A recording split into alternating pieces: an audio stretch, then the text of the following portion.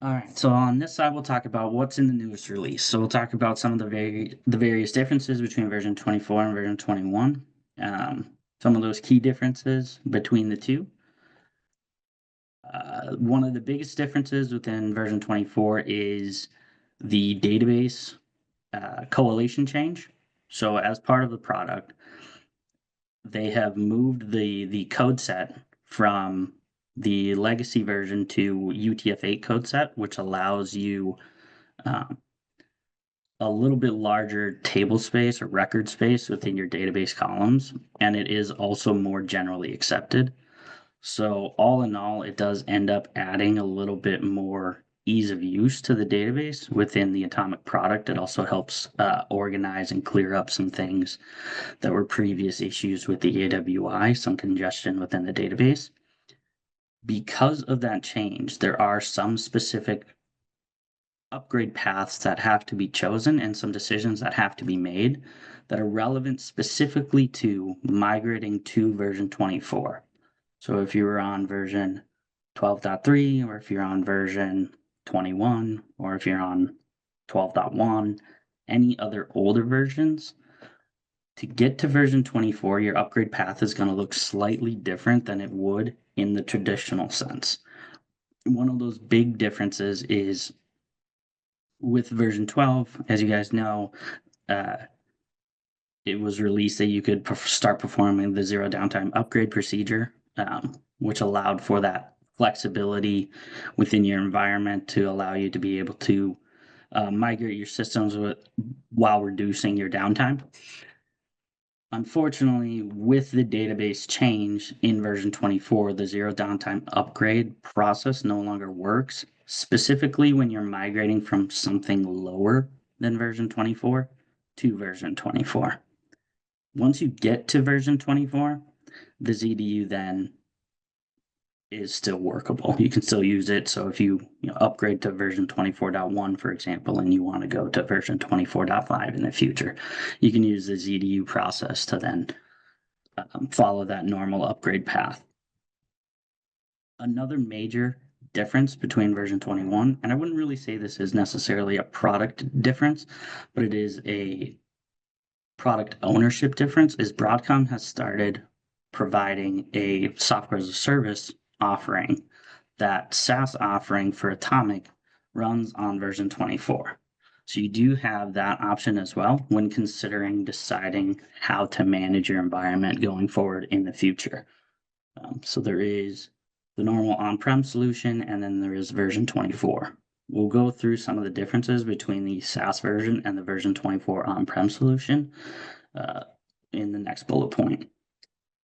Another key difference between version 21 and version 24 are really enhancements to your user interface. So within version 24, as the AWI has continued to be enhanced since its introduction in version 12, it's been enhanced even further for ease of use. So things like searching your help, things like right clicking and your navigation are a little bit more user friendly, and you have some more interactions you can do within the AWI. We'll walk through a live demo in a little bit here just so we can compare the two different versions of the AWI. However, while there are enhancements to the AWI and enhancements to the REST API endpoints, for the most part, generally, the version 24 AWI does not look vastly different than it did within version 21 or within version 12.3. The layouts are relatively the same structure, and so for that, you have your opportunities of just it's easier to jump into version 24 because you can just there's not massive changes, so there's not a huge learning curve that you have to adjust to.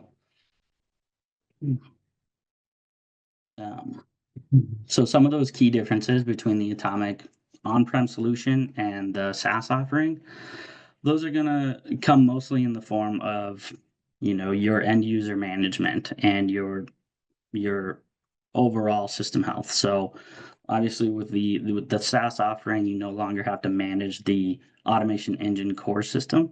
You don't have to worry about setting up any type downtimes for upgrades or anything like that.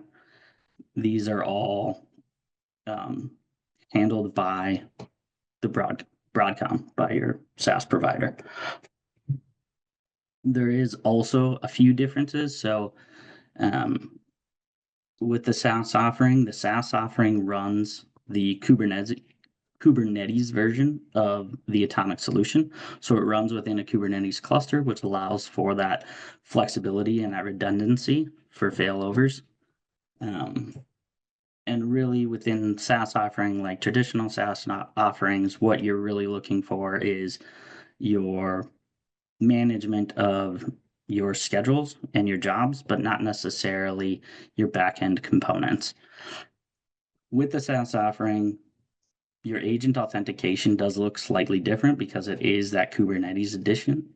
So there is some different actions that you have to take with the Kubernetes setup when authenticating your agents.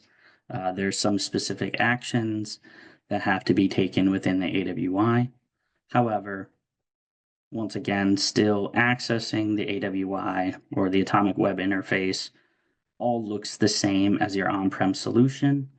And even though it's a SaaS offering as compared to an on-prem solution, once again, the interface does not change a lot with its layout or anything like that. It's still the same AWI.